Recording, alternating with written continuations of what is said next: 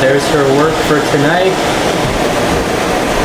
There she is, taking her siesta. Good night. Bagyo na naman, okay tuloy ng araw. Yung nagdaan, kailangan kailanman. Can you sing Bagyo na naman? You know, in our 18 years of marriage, I haven't heard you sing. This is terrible. So ito na guys, bagyo na naman, okay tuloy ng araw. Guys, hindi matapos-tapos yung project namin sa labas ng bahay kasi kailangan namin ng dirt fill ba, mga lupain na dapat tapak doon sa bahay namin. Paano yun pag nag-uulan, nagiging siya, matigas, hukayin, kaya ay nako, ang hirap talaga. Hi, nandito na naman kami sa aming construction na non-ending work dito sa aking bathroom. Guys, I really feel so sleepy. But, di bale na. Mag-grout ako ngayon dito sa aming shower pan. And then, hopefully, I can finish a few parts of this. And then after that, tingnan natin kung anong mangyari. So, enjoy. So, na-seal na natin itong ating mga bato using the 511 impregnator. Impregnator, like, nakakabuntis? Joke. Impregnator sealer. So, yan. In-apply ko na ito. Transparent siya. In-apply ko na ito dito kagabi. Tapos ngayon, mag-grout na tayo. So, what kind of grout are we going to use? I like this one kasi parang siyang pearl. May pearly siya na dating ba? Yan Flexitor Mape Flex Color. Yung itsura niya is ganyan. Yan. Tapos doon sa taas. See how beautiful it is? See the difference? Yan. Wala pang linis yan. But ito nilinis na ni Corey. Tapos in-applyan ko ng grout and it's really very pretty. So i-continue ko to. But first, gusto ko sanang mag-concentrate na lang muna dito sa sahig. So, ano pa bang kailangan natin? May rubber trowel. So ito yung gagamitin para yan. And of course, later on, I would be needing sponge paglinis ng ating mga trabaho. So, stay tuned. So, ito ang hitsura ng ating grout. Para siyang ice cream. Kaya lang, para siyang balas. Pakita ko sa inyo kung paano i-apply. Yan, Yum, yum. It looks. See how beautiful it is. Parang kukulangin ako ng grout nito.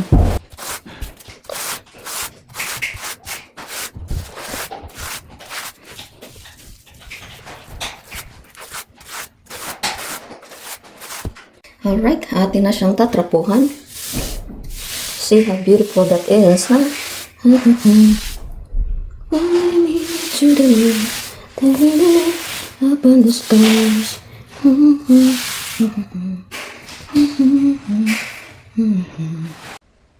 We're fine. Lakas ng hangin guys. Sabi ni Corey, uwi na daw kami. So yan na ang finished product. Kita nyo guys ang diferensya kung may grout at saka walang grout. Yan Di ba malinis pag may grout?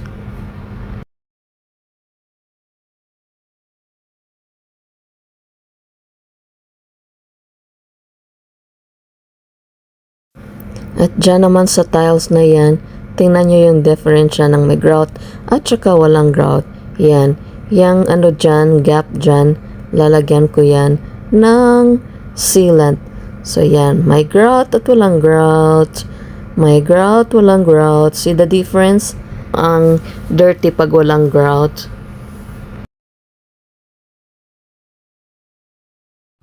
Guys, tingnan nyo yan.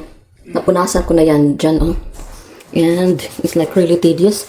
Kasi iisa-isahin mo talagang pupunasan para mawala yung grout doon sa nakapatong sa ating stones.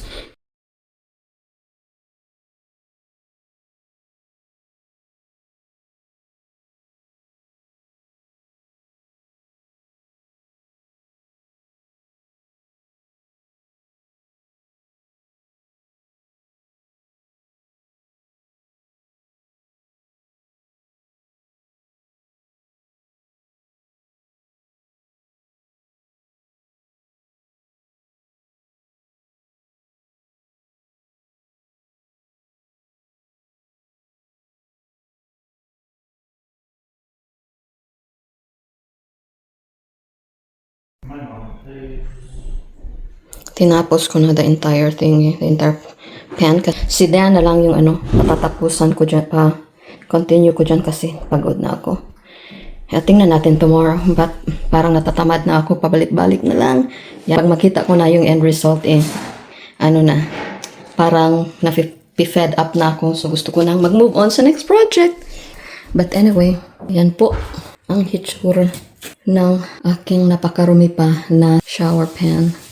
So yan. Tapos nilinisin, linis. Tapos lagyan ng grout. Yung mga brown dyan. Matatanggal yan kasi lagyan ng grout like this one.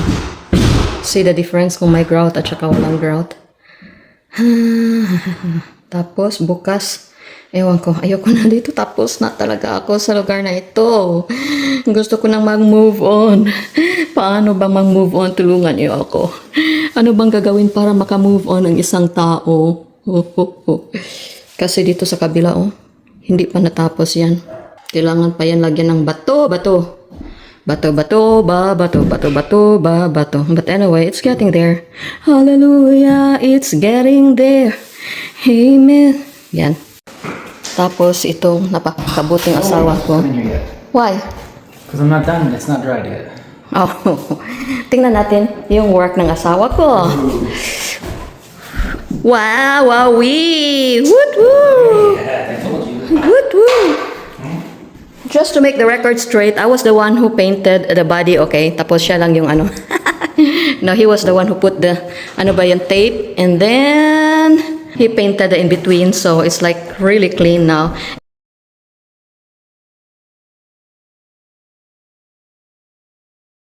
Good job, Borg! Oh, yeah! Yeah. Tinapos niya talaga. Woot woo. Kasi itong sa papuntang baba is going to be white. You really did a great job, Corey. Yeah, and he was the one who patched up the ceiling also. Huh? There's a couple spots. Oh, come on. It doesn't... couldn't even see it. You can see them from... Do you think we can ask, who is this one, the Dingin, to install the light fixtures now? I couldn't really see anything, Borg. It's there. I can see it. Oh my gosh, nobody would come in and bring a magnifying glass and say, hey, let me look at your ceiling. Like, it's not perfect. Hindi naman ganun yung mga tao, guys. Tapos, doong banda doon, yan.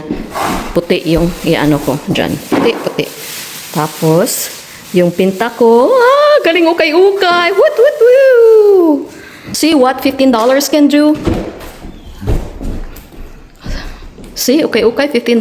Tapos it really makes a big difference in the room. And then, yung bathroom, second bath at saka dito, ibang color na naman. But then generally, that's just an accent wall.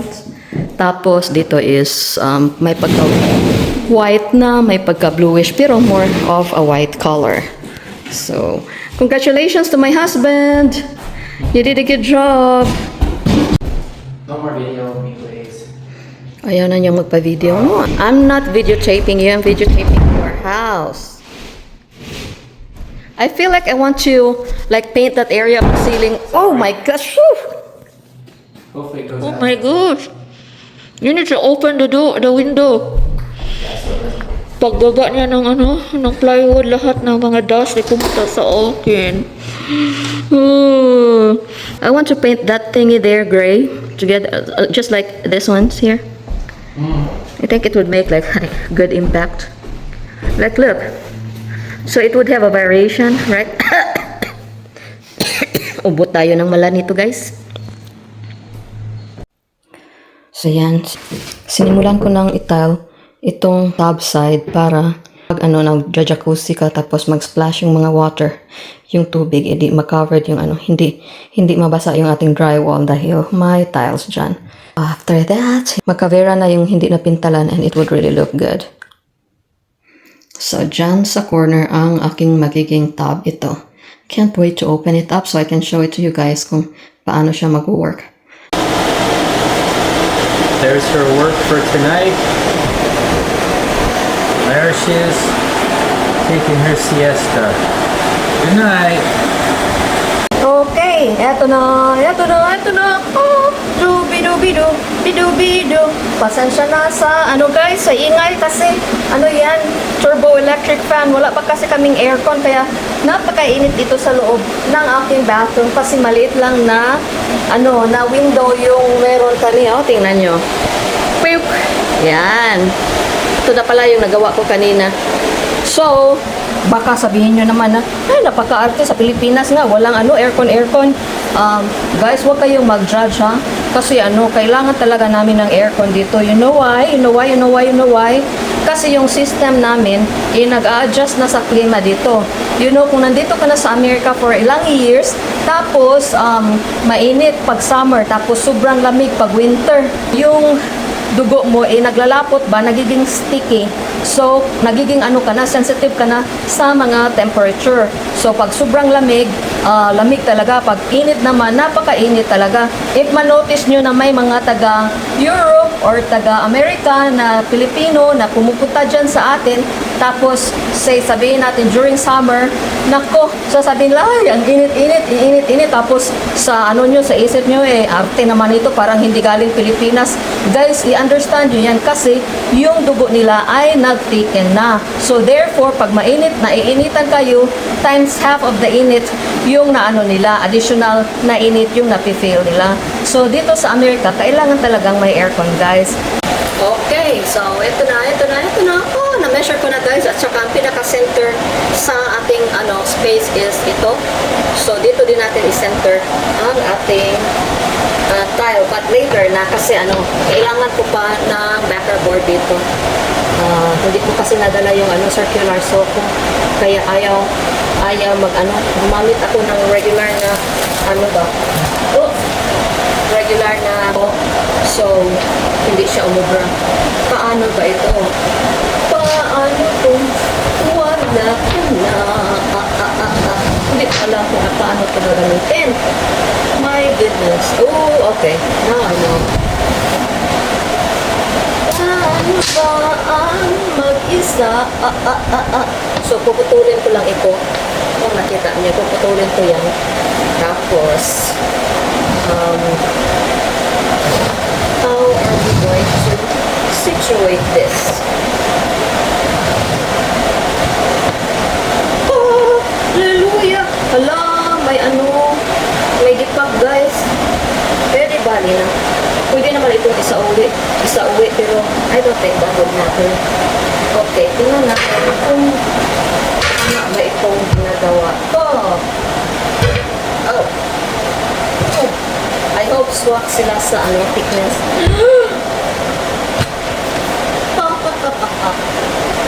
Parang medyo swak sila, guys.